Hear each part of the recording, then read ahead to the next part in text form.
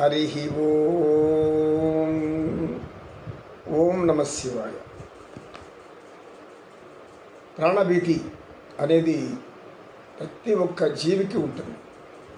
పైన డేగ లేదా గరుడ పక్షి ఎగురుతూ ఉంటే కింద పాము పిల్లలు, ఈ తొండలు, చిన్న చిన్న బలులు కింద పోతూ ఉంటే అవి ఆ నీడ పడగానే వెంటనే అవి దాక్కుంటాయి. దానికి ఎలా జ్ఞానం వచ్చింది? సహజ జ్ఞానం. సహజ జ్ఞానం అంటే వాటి పూర్వీకులకు అంతా కూడా ఈ భయం వాటిలో ఉండిపోయింది కనుక ఇది సహజ జ్ఞానం అంటే ప్రాణభీతి. ఈ ప్రాణభీతి అనే లేని వాళ్ళు ఎవరూ లేరు అని వివేకానంద స్వామి చెప్తారు.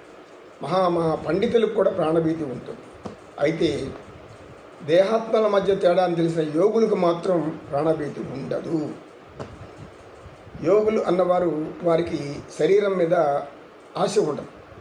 ఎందుకు? ఇది అశాశ్వతం, ఎప్పటికన్నా పోయే దాని గురించి మనం ఎందుకు పట్టుకోగలాడాలి? అనేక ఆరోగ్య సూత్రాలు, అనేక విధాలు రక్షించుకోవాలని ప్రయత్నాలు. ఆహారం తినాలి, ఈ ఆహారం తినకూడదు, ఎవరో ఒక్కొక్క రోజు ఒక్కొక్కరు చెప్తారు. ఈ ఆహారం మంచిది కాదు, అంతే వెంటనే మనం మార్చేస్తాం. ఇంకొక రకమైన ఆహారం మహా అద్భుతమైనటువంటి ఆరోగ్యాన్ని ఇస్తుంది, వెంటనే దాన్ని అలవాటు చేసుకుంటాం. కొంతకాలానికి ఇంకొక వ్యక్తి ఒకటి కనిపెడతాడు, ఇలా చేయాలి, నూనె తాగాలి, నీళ్లు తాగాలి, నూనె పుక్కలించాలి, ఇవి అంటారు. మళ్ళీ అవి చేస్తాం. మళ్ళీ కొంతకాలానికి అయిపోతాయి. ఇంకెవరో ఒక మహావైజ్ఞానికులు వచ్చి ఆ పదార్థాలు ఈ జబ్బు పోతాయి, ఈ పదార్థాలు ఆ జబ్బు పోతాయి, మళ్ళీ ఆ పదార్థాలు తెచ్చుకునేవాడు. దానివల్ల కొంతకాలం ఫలితం ఉండదు, మళ్ళీ దాన్ని విడిచిపెడతాం. శాశ్వత జ్ఞానము అంటే మనం ప్రాణాన్ని రక్షించుకోవడం అనేది కాదు. శాశ్వత జ్ఞానం అంటే అర్థమేమి? అభిమానాన్ని విడిచిపెట్టడం. శరీరాభిమానాన్ని విడిచిపెడితేనే కదా మనకు అది జ్ఞానం అవుతుంది. శరీరాభిమానాన్ని విడిచిపెట్టుకుంటే శరీరాన్ని అంటిపెట్టుకోవాలని చెప్పేసి దానికి అనేక విధాలుగా పెంచి పోషించి దీనిని ఏమంటారంటే ప్రాణభీతి అంటారు. ప్రాణభీతి అంటే ఒక చీకట్లో పోతున్నప్పుడు వెంటనే మనకు ఆలోచనలు వచ్చేస్తాయి.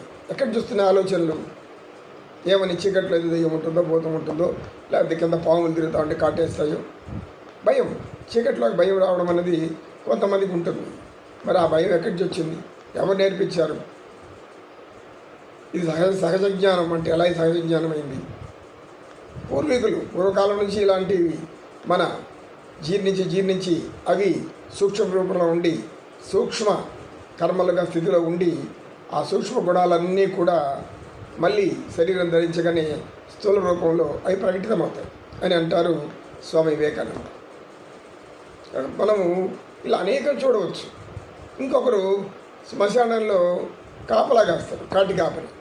వాడికి మరి అక్కడ ఏం భయం ఉండదా? శ్మశానంలో ఎన్నో శవాలు పాతి ఉంటారు అక్కడ నిత్యం. మరి దెయ్యాల మూతల వాళ్ళని ఏం చేయమా? వాడు అక్కడే పడుకుంటారు, అక్కడే ఉంటారు. ఇవన్నీ ఎక్కడి నుంచి వచ్చాయి? ఈ జ్ఞానం అంతా వాళ్ళకి మాత్రం భయం లేదు, ధైర్యం ఉంది. మరి మా సామాన్య ప్రజలకు భయం ఉంది, ధైర్యం లేదు. ఏం లేకపోవడానికి కారణం? కొందరు ఉంటారు ఒక్కొక్క విద్యలో ప్రావీణ్యం, ఒక నృత్యంలో ప్రావీణ్యం, నృత్యంలో. ఇంకొకరు గానంలో ప్రావీణ్యం, ఇంకొకరు సంగీతంలో ప్రావీణ్యం, మరొకరు సాహిత్యంలో ప్రావీణ్యం. 64 కళలు ఉన్నాయి కదా. ఈ కళలన్నీ ఒక్కొక్క ప్రావీణ్యత ఉంటుంది. ప్రతి ఒక్కరిలో కూడా ఏదో ఒక అద్భుతమైనటువంటి జ్ఞానం దాగి ఉంది అంతర్గతంగా. దాన్ని తెలుసుకుని ఆచరణలో పెడితే వాళ్ళు చాలా గొప్ప మేధావులు అయిపోతారు. అటువంటి వాళ్ళు ఎందరో ఉన్నారు ప్రపంచంలో. శాస్త్రవేత్తలు, విజ్ఞాన శాస్త్రవేత్తలు, గణిత శాస్త్రవేత్తలు. మన పూర్వీకులు ఎప్పుడో అనేక శాస్త్రాలు కనిపెట్టారు. మరి ఆ జ్ఞానం అంతా ఎలా వచ్చింది అంటే అది సహజ జ్ఞానం. సహజ జ్ఞానం అంటే వారి పూర్వీకుల నుంచి అది అలా వచ్చింది అని. అందుకని అప్పటికప్పుడే నేర్చుకునే జ్ఞానం కాదు. కొందరు ఎంత ప్రయత్నించినా ఆ జ్ఞానం లేకపోలేదు. ఎందుకంటే వారి సహజ జ్ఞానం ఇంకొక దాని మీద ఉంది. ఈ విధంగా అనేక విధాల జ్ఞానాలు ఉండడం వల్ల మానవులలో ఏమవుతుందంటే నేను ఇంత సంపాదించాను, ధనకాంక్ష కోట్లు కూడబెట్టాను. అయ్యో ఇంత కూడబెట్టి నేను తినకుండా వెళ్ళిపోతే ఎట్లా? నేను అనుభవించుకోకపోతే ఎట్లా? నా పిల్లలు ఉన్నారు, వాళ్ళని చూడాలని, ఇంకా వారి పిల్లలు ఉన్నారు, వారిని కూడా చూస్తూ ఈ ప్రపంచం ఆనందం అనుకున్నాను. యవ్వనంలో ఉన్నప్పుడు ఎన్నో సుఖాలు అనుభవించేసాని, ఇదే శాశ్వతమైన భ్రమలో పడ్డాని. మరి ఇప్పుడు ఏమో వార్ధక్యం వచ్చేసింది, తర్వాత ఏమో పోయే సమయం వచ్చింది అని అందరూ అంటున్నారు అని అంటున్నప్పుడు, అంటే వయసు పెరిగే కొద్దీ అందరిలో కాదు, అందరూ సహజంగా తీసుకుంటారు. పోయేది ఎప్పుడు పోయేదే, పోతే పోని మనకి ఏమనుకుంటారు. అలాంటి ధైర్యవంతులు ఉంటారు. కొంతమంది అయ్యో ఏమవుతుందో ఏమో, ఎప్పుడేమవుతుందో ఏమో, ఎప్పుడేమో నిత్యం భయం. క్షణక్షణం పిరిగితనంతో భయపడి చచ్చే కంటే గొప్ప వీరుడిలా యుద్ధంలో నిలబడి ప్రాణాలు కోల్పోవడమే వీరత్వము, ధీరత్వం అంటాడు స్వామి వివేకానంద.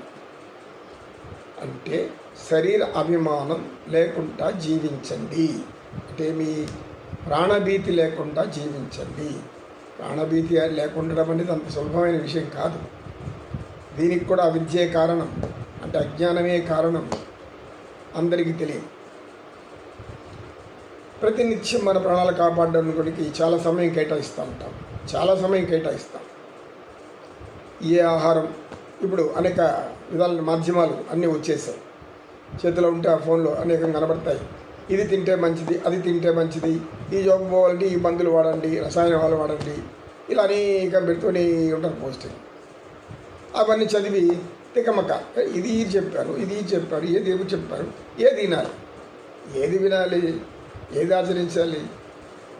మరి ఇంకా మనకు మన సామెత ఉండనే ఉంది, కూటి కోసం కోటి విద్యలు. కొత్తవి కలుపుకొని వాటి ద్వారా ధనం సంపాదించడం అనేదే ధ్యేయం.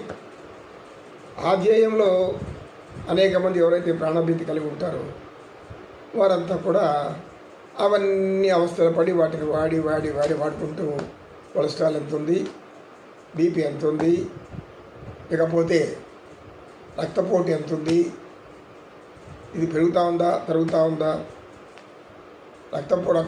రక్తంలో ఉన్నటువంటి షుగర్ లెవెల్స్ తగ్గుతూ ఉన్నాయా పెరుగుతూ ఉన్నాయా, నిత్యం ఇదే చేస్తాం. ఎందుకు? ప్రాణభీతి ఒకటిది అన్నిటికీ కారణం కదా. శరీరాభిమానమే ప్రాణభీతి. శరీరాభిమానం లేకపోతే ప్రాణభీతి లేదు. రాజయోగం అది చెప్తుంది. పతంజలి మహర్షి చెప్తుంది ఏమంటే, అభినివేశము అనేది అతి ముఖ్యమైనటువంటి మానవుడికి తెలుసుకోవలసినటువంటి జ్ఞానం.